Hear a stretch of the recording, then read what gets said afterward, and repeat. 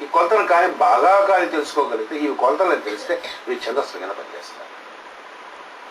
కొన్ని వేల ఛందస్సులు ఈ సృష్టి ఎందుకు పనిచేస్తూ ఉంటారు. గాయత్రి ఛందస్సు అంటే 12 పౌర్ణములు 12 అమావాస్యలో ఉండేటటువంటి ఛందస్సు. పంక్తి ఛందస్సు పంచేంద్రియములు పంచభూతములు వీటికి సంబంధించినటువంటి పంక్తి ఛందస్సు. 5 అక్షరాలు, 24 అక్షరాలు, 12 అక్షరాలు. అనుష్టు ఏముంటాయి? 8. సో ఒక్కొక్క దానికి ఒక్కొక్క లెక్క ఉంటుంది. అటువంటి ఛందస్సులు కాలమునందు దేశమునందు నిరంతరం పనిచేస్తూ ఉంటాయి. ఛందాంసి యస్య పర్ణాని, ఈ సృష్టి యొక్క ఆకులుగా ఈ ఛందస్సులు పనిచేస్తాయి. మూర్తమూలం ఉదర్శాకం ఛందాంసి యస్య పర్ణాని.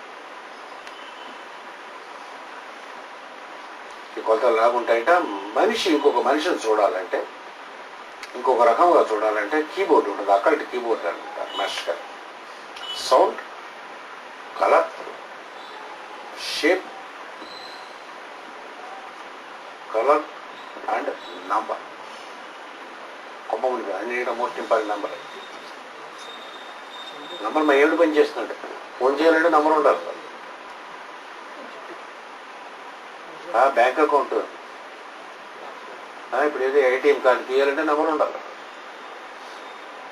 కాబట్టి number the numbers and measure the measures అనేటువంటి మంత్రం ఉంటుంది. బైబిల్లో ఉంటుంది. బైబిల్ కూడా చాలా సరిగ్గా చదివితే అది కూడా మంత్రశాస్త్రం. చచ్చిపోయాలని చెప్పినట్టు కనకూడదు. మనం డైరెక్ట్గా చదువుకోవాలి. వేదం కానీ పురాణములు కానీ ఉపనిషత్తులు కానీ భగవద్గీత కానీ వాడి వీడి చెప్పింది కనకూడదు. మనం చదువుకోవాలి సరిగ్గా. ఎలాగ మనకు పద్యాలు వస్తున్నాయి కాబట్టి ఊర్ధ్వమూల మదశాతం చెప్పండి. అశ్వత్థం ప్రాహురవ్యయం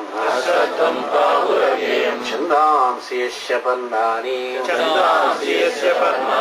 యత్సం వేద స వేదవిత్.